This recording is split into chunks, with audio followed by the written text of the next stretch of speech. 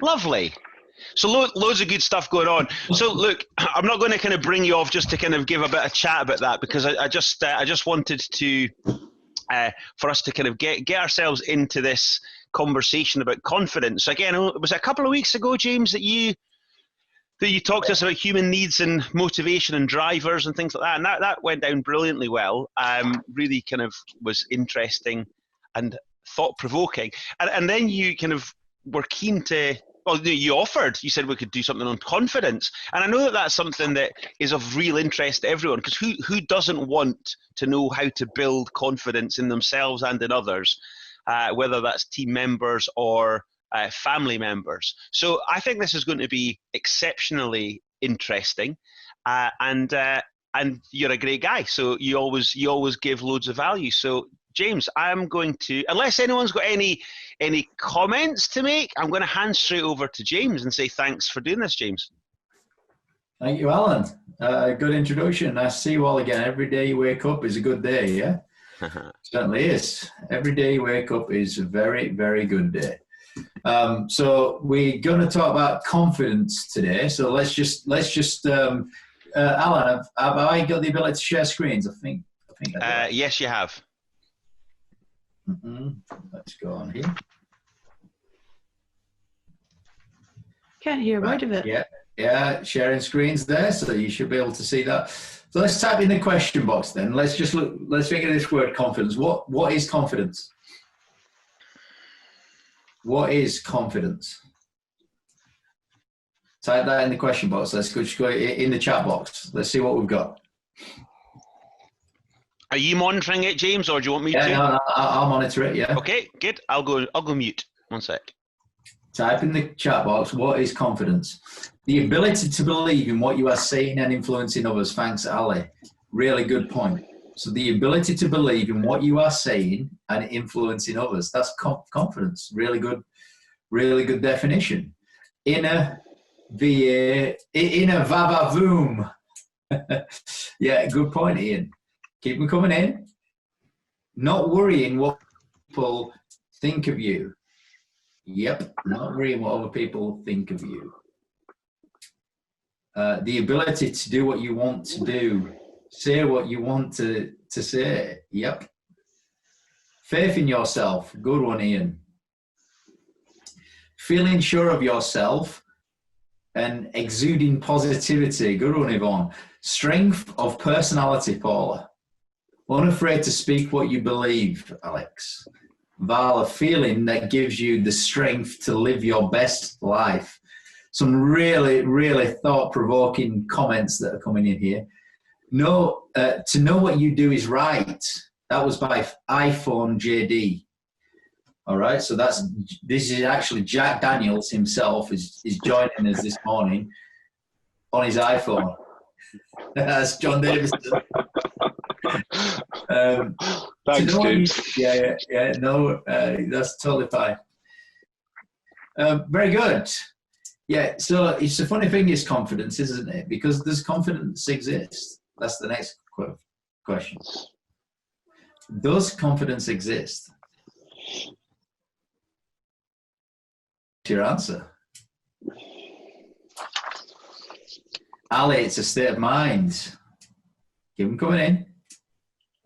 I'm going to share some stuff with you, how to build up confidence, and you're going to want to share this with people anyway, especially if you've got children, especially for close family, friends, members. It exists if you want it to exist. That's a good point, Alan.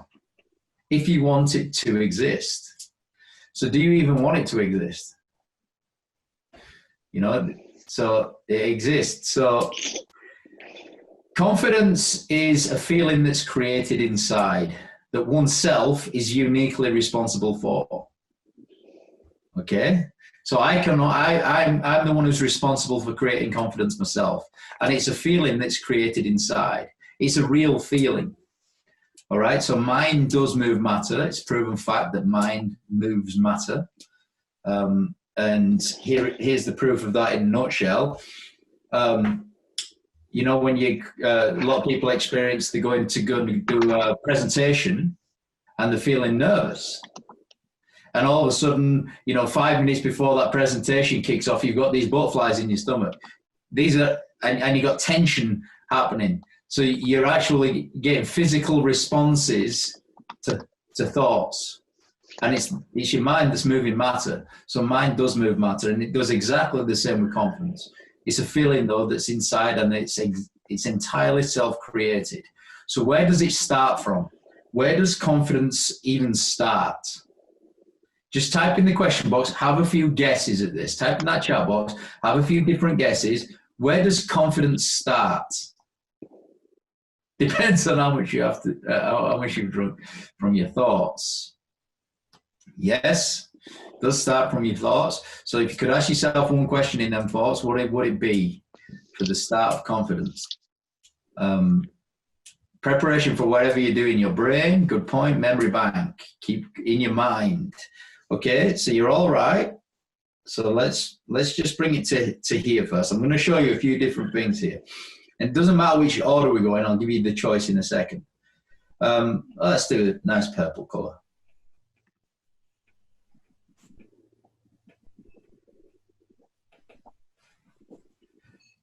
All right, so just read that on screen. Do I trust myself? That is the question that one has got to ask in any given situation. Because time unfolds second by second, situations unfold second by second. They change, they're constantly changing. So you can only ever ask yourself this question, do I trust myself right now? Myself to do that, whatever that is.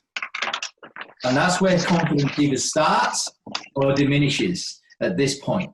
It's the first question that you have to ask yourself. Do I trust myself? And there's only two answers. Of course, there's only two answers to this. There's a yes or a no. That's it. We get a yes or a no to that question. And one cannot kid oneself. We can't kid ourselves. So if it's a no, it's all right if it's a no, by the way. It's okay if it's a no, because there's a different methodology of coaching to build yourself up. If it's a yes, there's a different methodology again. I'm going to show you both. Which one would you like to go with first? Do I trust myself? Do you want to go with the yes? I'll show you how to build confidence up. If you want to go with the no, type in the question box. We'll go with whatever the unanimous decision is. Do I trust myself? Yes or no, in any given situation. So right now, whatever it is that let's say the outcome for this week is to get an extra £15,000 worth of new business or wherever it is. Do you trust yourself to do that? Okay, so this is what we've got coming in. Yes, no. Wait.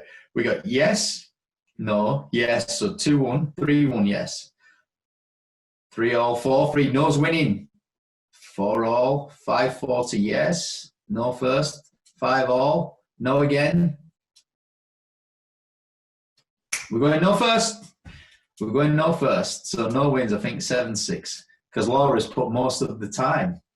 There she goes. All right. So if you do not trust yourself, so what we're saying here, let's go with the no. Now, write all this down. This is really, really important for you. And equally, if you've got any children that are just feeling lack of confidence, and family members, you can really help them with this. So facade, it's very easy to remember because everything's a facade, yeah? And all this is finding out where this lack of trust is coming from. That's all. Because we've got to do something with that. So write them all down. So F is for fatigue. When people are feeling tired, it begins to erode self-trust. Do you agree? Nods will do right now. Does everyone get that? That's a blinding flash of the obvious, yeah? God. So when you're feeling tired, it begins to erode trust. Of course it does. Do I trust myself? I'm a bit tired. I don't really trust myself. Okay, so F is fatigue. The first A is anxiety. So you know when you're feeling anxious, Give us a few nods. You can. It's pretty obvious here. It begins to erode trust, doesn't it? Do we trust? I'm feeling a bit anxious. Begins to kind of go. The third one is C. C is for confusion. Oh, I'm confused. And it's absolutely beautiful. The psychologist that put this together is a guy called McNair, 1977. He wrote a theory. He did a study on it called profile mood states, and he found all of this to be true. Now, the third point is anger. The fourth point is anger, fatigue, anxiety, confusion, anger.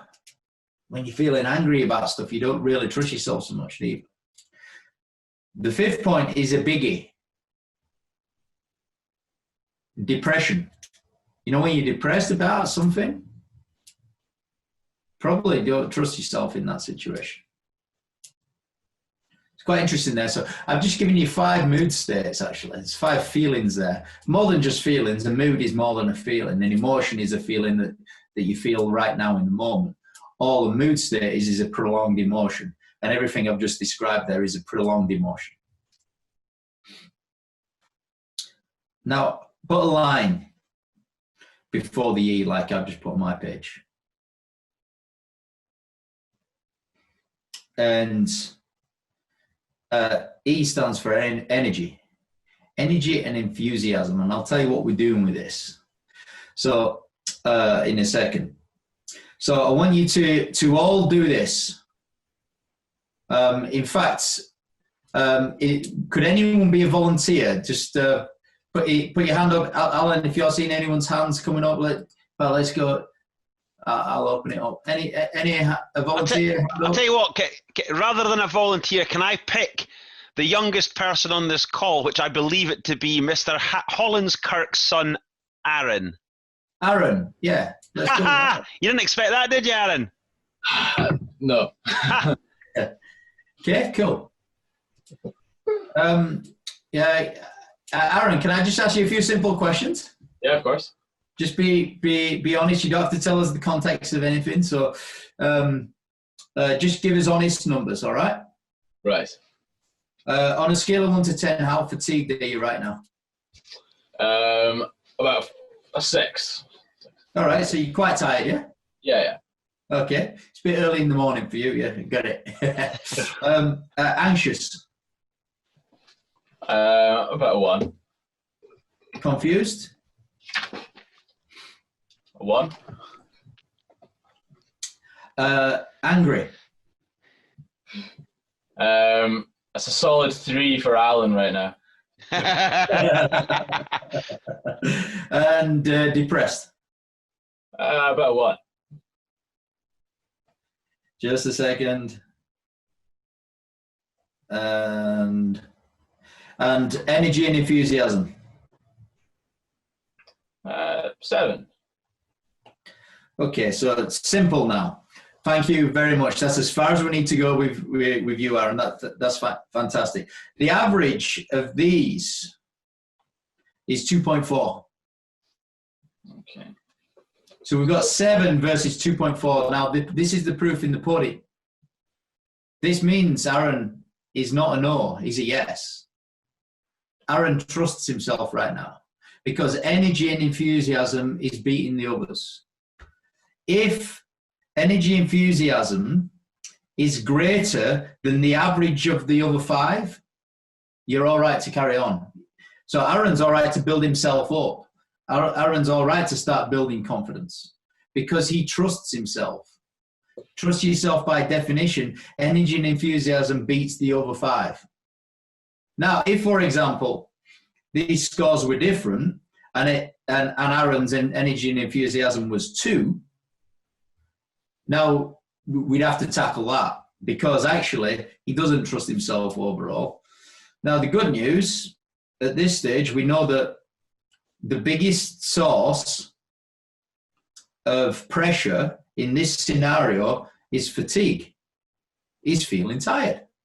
So if we corrected that fatigue and we brought that down to 2, so we have 2, 3, 4, 7, 8, then he'd be in a state where he even trusts himself, because the average of this will be like 1.8 compared to 2. Give us a hands up if you're following that. Just give us a hands up. Now, do them scores on yourself. Give me a hands up if you've already done them scores on yourself. You don't need to share it with anyone on here, but score yourself now.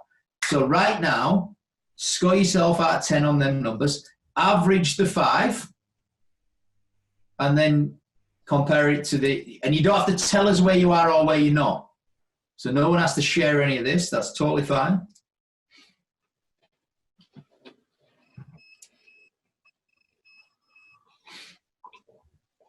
Okay, so let's look at if this is a no and you've got the highest source of pressure, of course, whatever that highest source of pressure, look for the highest scores and let's get a few action points around them. They can be simple, self-created things like going out for a walk. Actually, going out for a walk is good advice.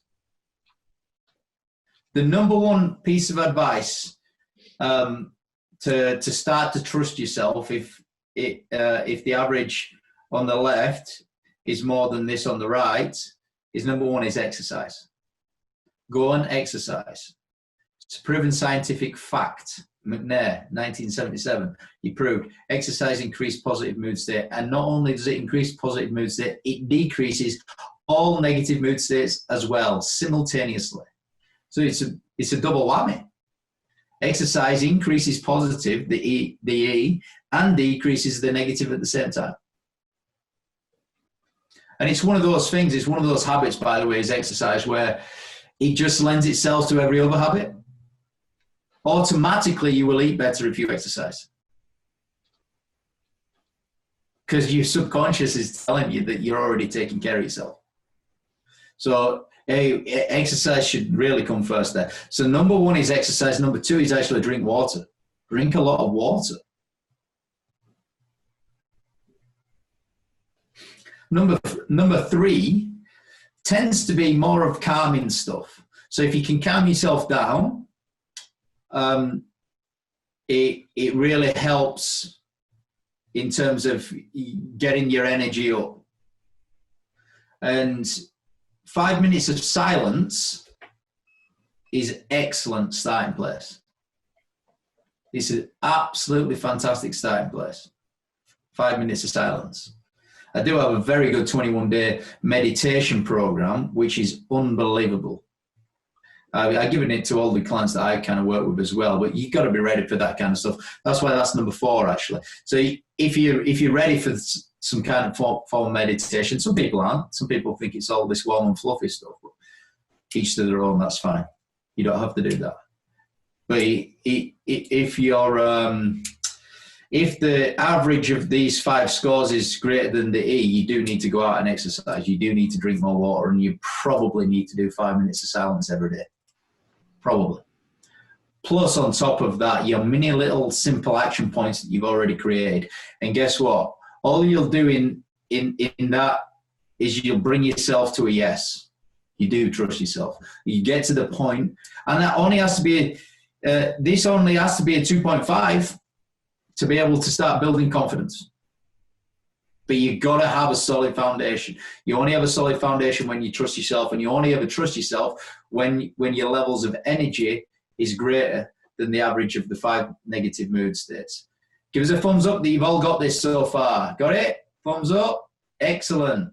Any action points? Has anyone, give us a thumbs up if you've got any action points for yourself already? No one's got the action points of going out for exercise already. Even if you're a yes, you can still have that action point. I'm all right with that. All right, so let's look at building confidence now. Probably this will be about another 15 minutes showing you this, and then we'll just have a discussion afterwards. So let's choose a different color. Let's go with blue. All right, so first, do I trust myself? Right, well, the first thing you got to do is you got to be honest. Everybody's got to be honest. So if you're a yes to the question, be honest right now, what's holding you back? Be honest, what's holding you back? Write it down. Write them things down at your end now. What's stopping you? What's holding you back? And be honest about yourself at the same time. Show some form of vulnerability. I'm just not disciplined enough. I'm not doing what I'm saying enough. I'm kidding myself with this. I'm in denial over there. I'm not taking responsibility for that. Be honest. Be honest.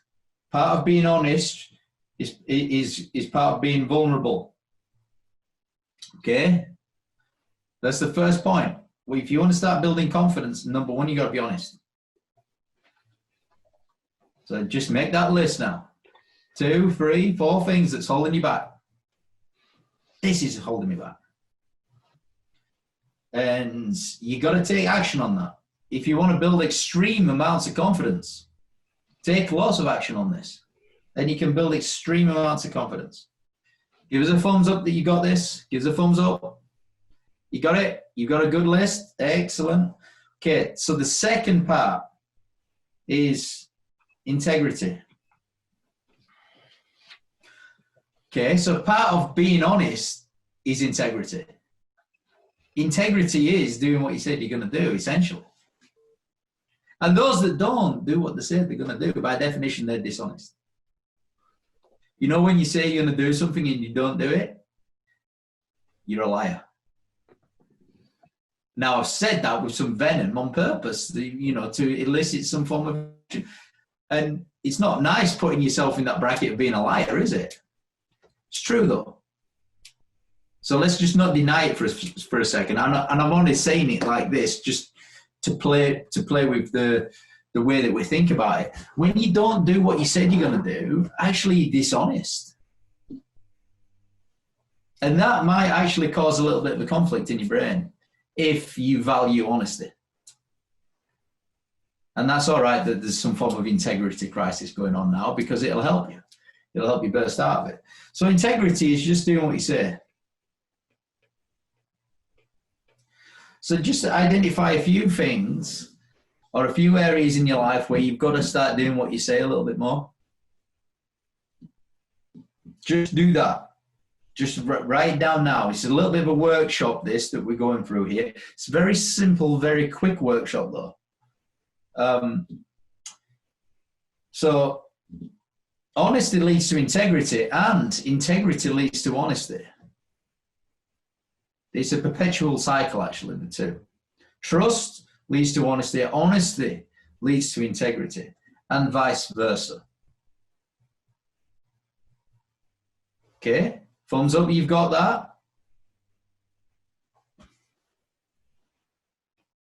Third, authenticity. Those that can do what they say they're going to do, by definition, about starting to become more authentic. Authentic means be who you are. It's a big, big building block in confidence. Be who you are. If there's something that you're just not being, there's probably an integrity and an honesty problem. Start getting comfortable in your own skin. Make a list of them behaviors that you define yourself as that authentic self, and be that. Be that. Because the more you be who you are, the more confidence that you're going to start to feel. Each one of these is just a little mini building block in shaping confidence. See, all three of these, what these do is these increase performance. Do you agree? Does it make sense? Of course they do. All three of them things, number one, being honesty, number two, developing that sense of self-integrity, and number three, being authentic. Be who you are. Be very, very comfortable in your own skin. Okay?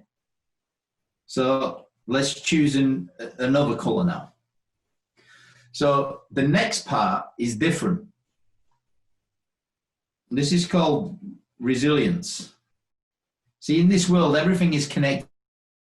I'm telling you a whole bunch of sort of key behaviors and values kind of here.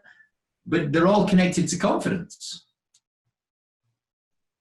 So what's resilience? Well, resilience is the ability to overcome adversity. That's all resilience is. It's to overcome the force that's pushing against you. It's to overcome the resistance. Resistance is all around us all of the time in every single situation. It's in there with that conversation with your husband. That resistance is there. It's in there with that conversation with your son, with your daughter, with your wife, with your family members, with your friends, with your clients, Alan. It's in there with your coach, by the way. There's a bit of resistance between you and your coach. It's there. You've got to have some resilience in this life. You know, actually, I've played it down, actually. You've not got to have some. You've got to have a lot. Got to have a lot. That means overcome adversity. Overcome it. In the moment. Now. So, if you're not behaving resilient, you need to take an action point on this. What's going to help you overcome adversity more? What's going to help you do it? Might be that voice in your head. Might be them words that you got to say to yourself in the moment. Come on, do it. Do it, Val. Do it. Come on, Val, do it. Okay, get on with it.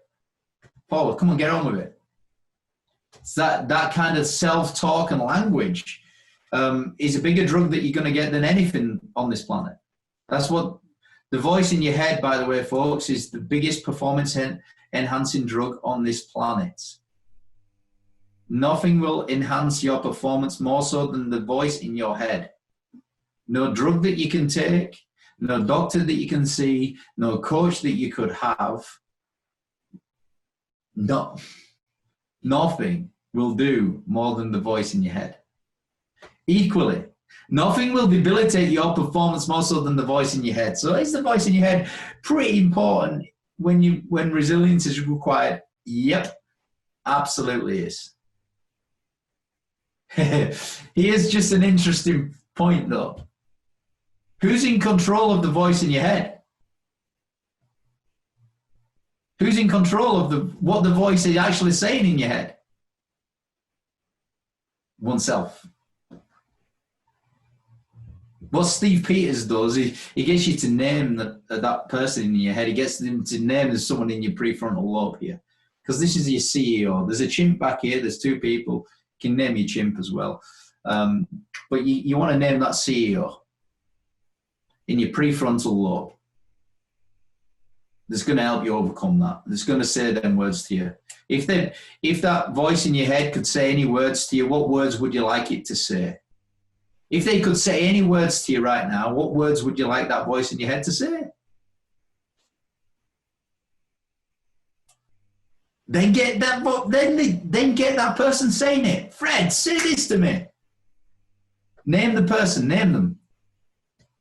Often people name the CEO the same name as them. So it could be Val. Come on, say that to me, Val. So it's kind of you here. And often person name the chimp back here someone different. Up to you, just play around with it. I mean, there's two people, remember. There's two people. But it's the CEO here that you want to empower. And guess what? You're in control of the words that it says. You're in charge. Any words that you want it to say, get it to say. Because resilience this is the bit where most people fail. You know, the authenticity is kind of pretty cool that you start developing, going into personal development, you start doing a little bit of different things and you start becoming a leader and you start learning this other stuff and you start developing yourself. There's a coolness to it. Resilience, it's not about being cool. It's about being a warrior. It's about being tough. It's about being strong. Most people fail here. So, yeah, resilience is fundamental in the development of confidence. And you'll see why in about 5 minutes' time. Okay, so what's next? What's my next stepping stone? Oh, well, the next one is persistence. You see, if you're resilient, only if you're resilient can you be persistent. Only if one is resilient can one be persistent. Without resilience, you cannot be persistent because you give up. And what is persistence? Persistence is carry on, carry on. Carry on, carrying on. Carry on again, do again, go again, go again, go again, do it again. Well, how many times? Until. Write this word down, until. Until. How many times? Until. You just tell me how many times. I don't know how many times you got to do. Neither do you. This universe is a weird thing. Just until. Do it until. Carry on, carrying on. Persevere. You see, when we're resilient, we can be persistent. When we're persistent, we're naturally resilient. One leads to the other and vice versa. Said it, and I'm saying it again. Everything in this world is connected to everything else. Of course, this is a blinding flash of the obvious, the steps that I'm taking you through here. It's better than you're going to find in any book out there. This is from some of the world's best psychologists and researchers of high-performing people. All put into one nice step-by-step methodology that we can use. Okay, what's next? This bit. Patience. What's next after patience? You see, persistence and resilience requires this kind of warrior mentality. Patience doesn't require a warrior. Patience requires something else. It requires that calmness. Well, what is patience? Here it is. Are you ready?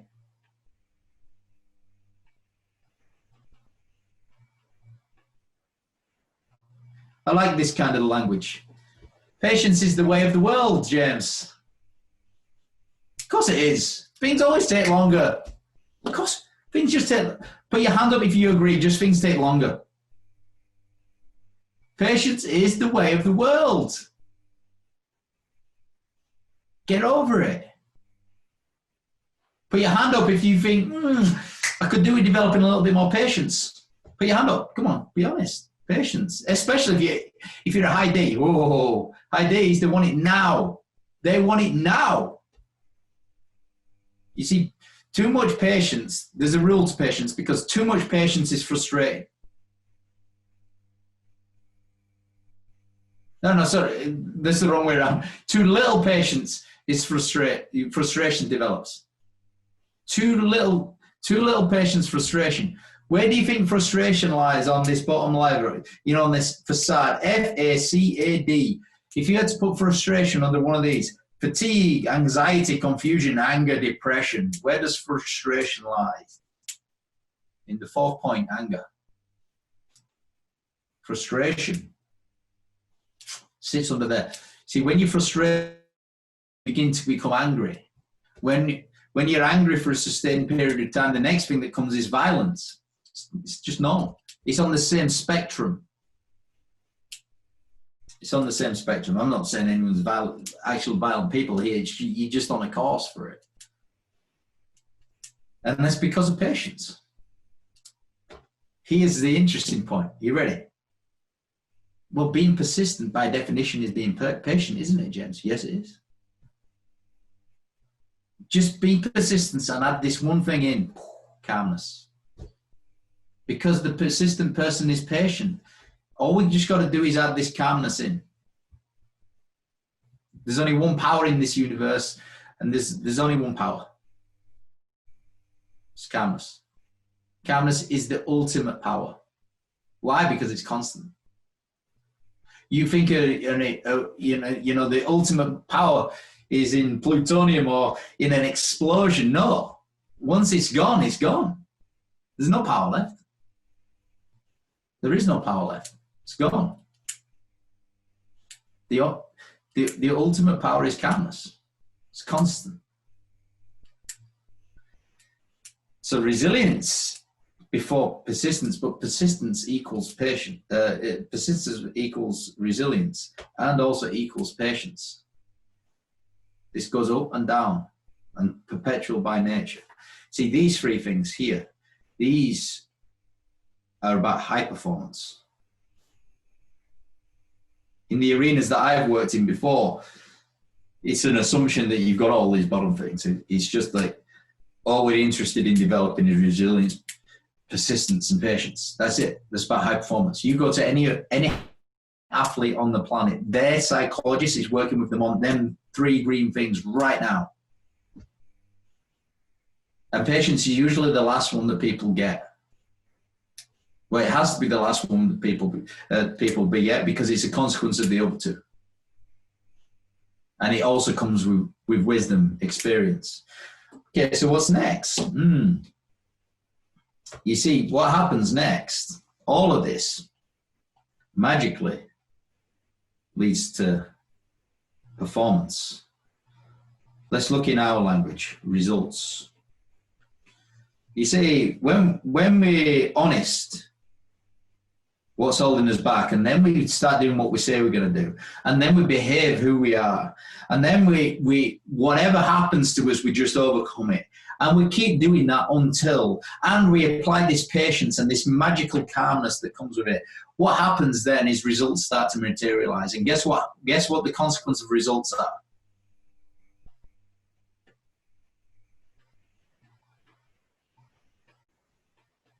Confidence. Sorry. Yeah, you got it. That's what it is.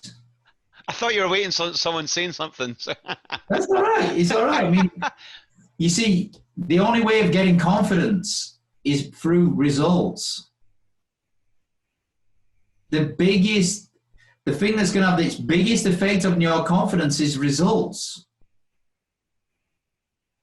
Now, there's a few subtleties to take into consideration here. Because once you've got a result, you've got to take confidence. Once you've got a result, so everybody think of an achievement last week, a result last week. Or if you need the last 2 weeks or month, that's fine. Everybody do that. I'm not going to pick on anyone as a guinea pig, but I'm just going to coach you all together here. Okay, so we've got this result last week or that last month. Give us a hands up that you thought of something, yeah? Okay, and now I want you to be honest with me. Be honest with me. How much confidence did you honestly take from that result? Just grade it out of 10 next to it. You don't have to shout it out. You don't have to type it in the chat box. No. Just do this on yourself. How much did you take? And what I mean by take is, I mean literally take it. Go and grab that and put it in. Because you got to build yourself up. In order to get confident, you got to build yourself up, for God's sake. It's not something that's just like, oh yeah, it's just going to die. No, you're in charge of this. You have to take confidence from all the good stuff that you're doing in your life and achieving and results that you're getting, and start putting it all in here. In here. Take some more confidence. Take some more confidence. Take some more confidence. Well, where does that come from? Well, you watch any interviews of any athlete. Athletes are good for us to take this kind of learning and development from. Why? Because they're in the results business. And you can see the results unfolding in front of your face. A little bit easier than business. You know, you can see it business, of course. You just need a longer period of time. James, can I ask you a question now? Yeah. You saying that's a purposeful action? Actually, it's almost like to.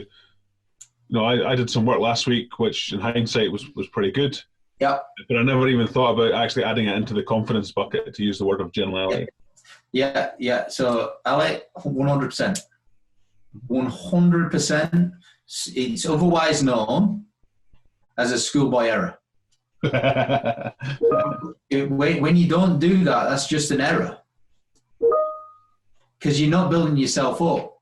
We need to be becoming bigger and stronger and bigger and stronger and bigger and stronger all of the time.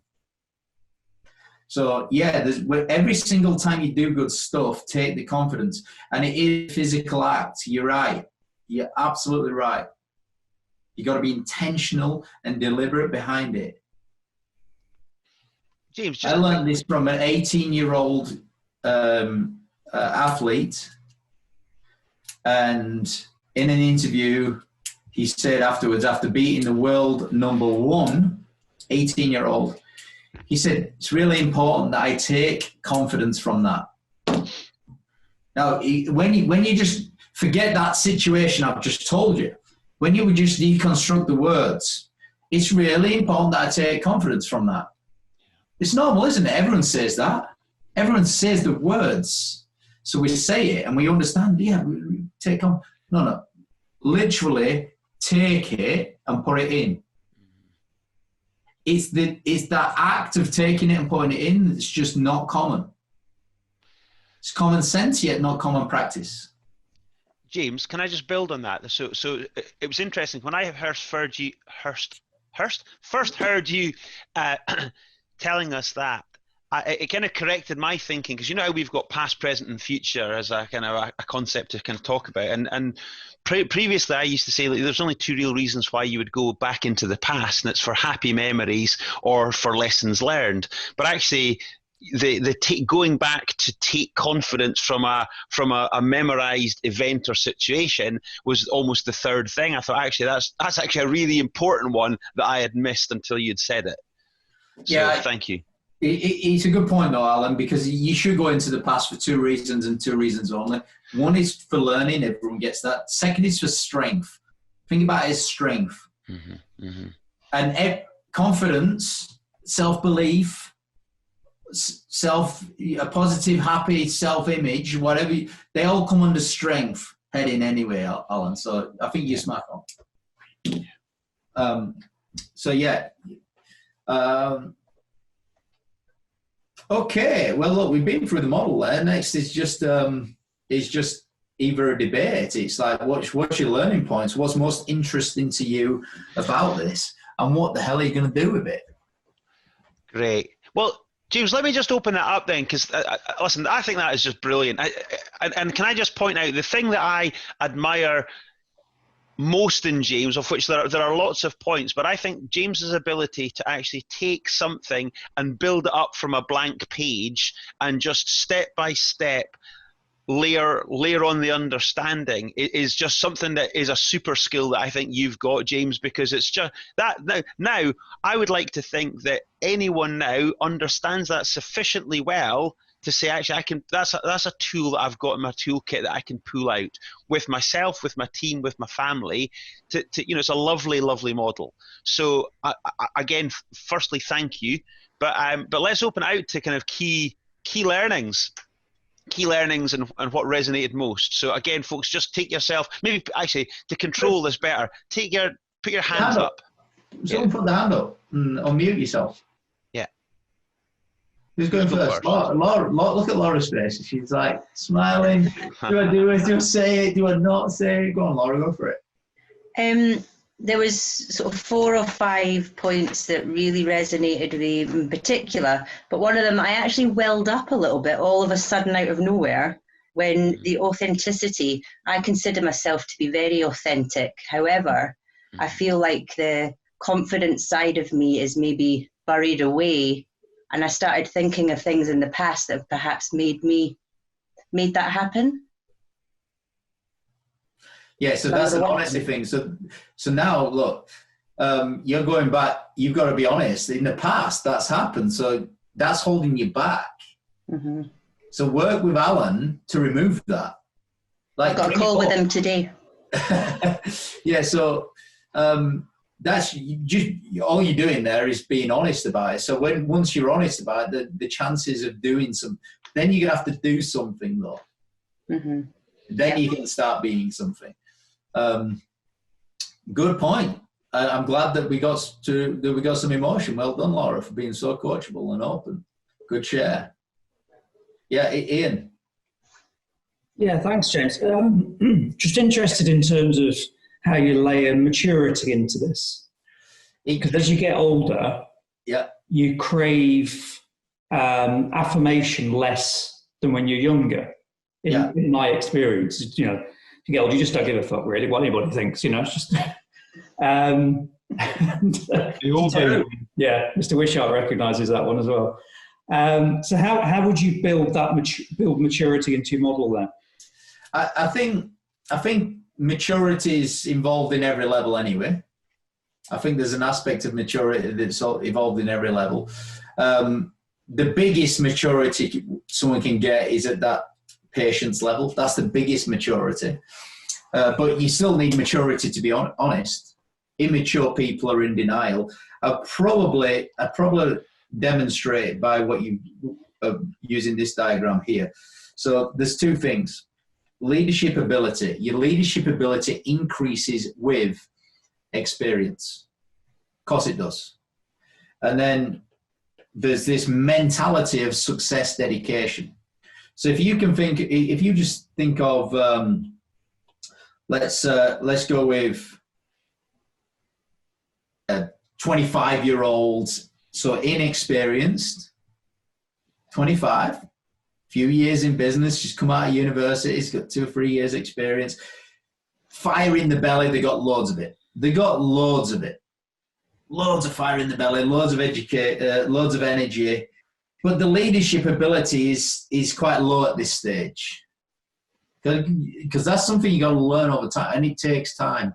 You learn leadership ability not through reading books, through actually experience, and that builds up over time. So all this is the person's level of effectiveness. That's all it is. Yeah, what tends to happen over time, Ian, is your leadership ability increases, and a little bit of the fire, you know, that fire in your belly, it just goes down a little bit, but that's all right. So, because when you look at that, that's the effectiveness. That's the difference in experience. Experience is a multiplier. Because what it does is it shifts your leadership ability up. It's not dependent on this fire in the belly type concept of success dedication. Because it's normal, but that one multiplies. So yes, I think you're right, Ian. That maturity and experience I would describe in the green area I've just shaded. But look, ultimately it's involved in every area on here. You've got to be mature, to be honest, a little bit. You certainly having, you know, being comfortable in your own skin, that requires maturity, which is authenticity. Patience requires, so I think honesty, authenticity, patience is where maturity has a massive effect on that, on the diagram that we've just shown. But that's just my opinion. It's a really good comment, Ian. Ian, just unmute yourself. Let's get a response if that's a satisfactory answer, or if you. Yeah, that's good. Just give me a second, James. I just want to just grabbing a book. Yeah. Which I'm just working my way through at the moment. It was a Michael Heppel recommendation. Right. And if you know this one, Understanding Me, Understanding You. I've not read that one, no. Well, it's an interesting read. An almost essential premise is we all have at our very core insecurity. Fundamentally, what drives a lot of our human behaviors is insecurity.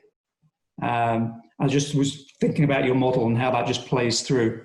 Because as you get older, or as you mature, because they could be two different things, then that insecurity tends to reduce. And I think how much of that is just the aging process, and how much of it is the things that you've got in your model there. Good share.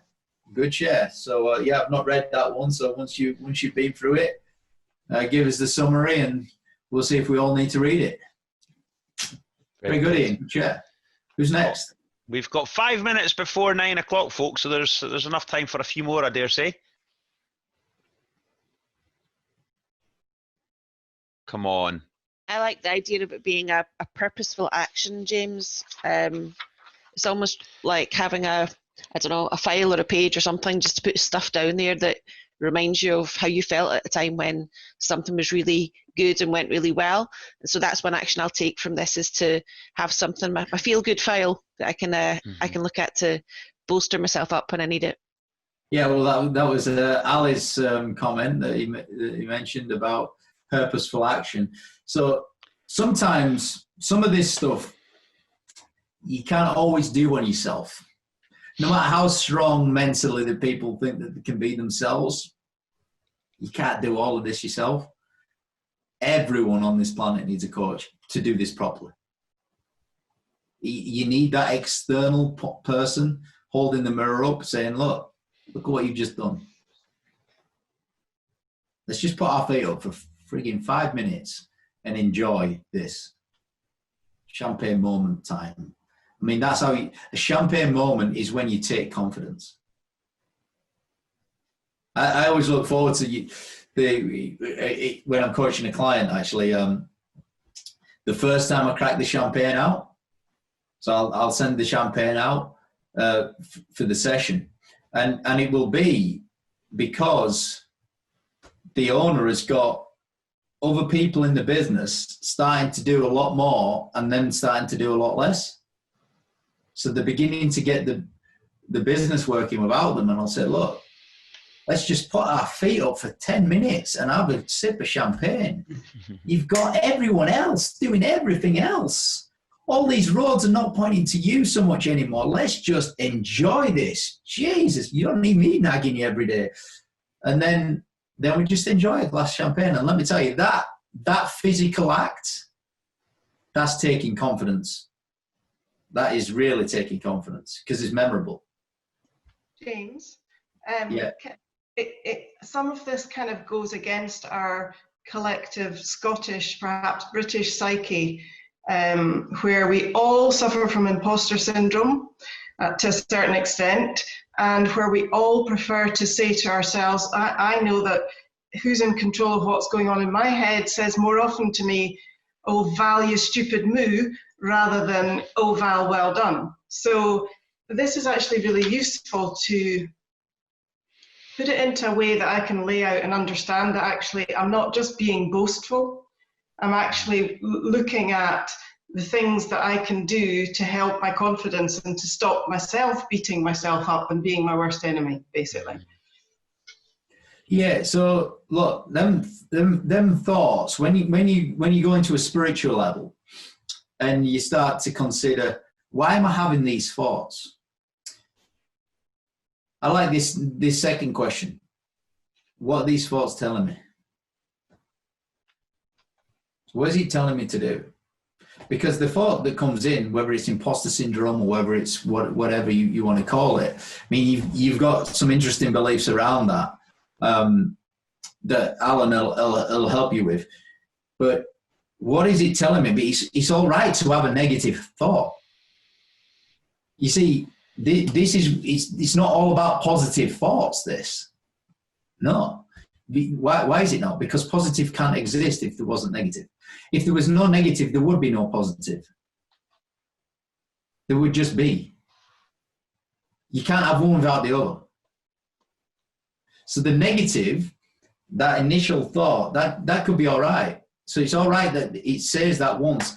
But then, ultimately, when you're at your best, Val, you'll have, bam, 1, 2, 3, come back straight away to that point. So 3 more voices saying something constructive and positive forward moving to that one thing that comes in. And so some good psychologists, what they'll do is they'll put an elastic band on your left wrist or something. And every time you have that imposter thought, you have to do that. You have to flick it.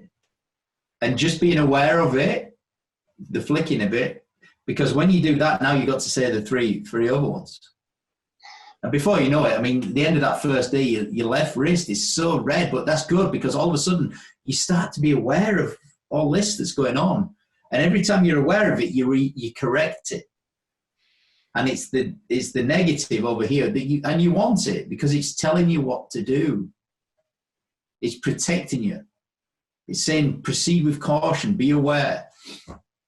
And then 3 positives to go with it.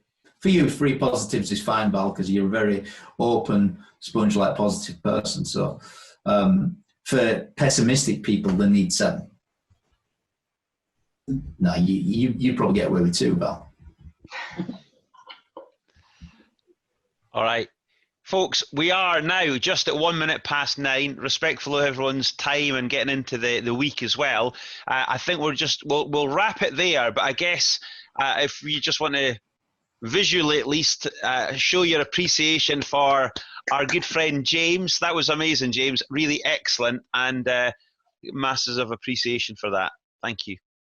No, thanks, Alan, for organising it. Really pleased that you took value from it. So Alan is really looking after you guys. You're in really good hands there. So, all right. Thank you. Well done, mate. Cheers. Cheers. Bye. See you guys.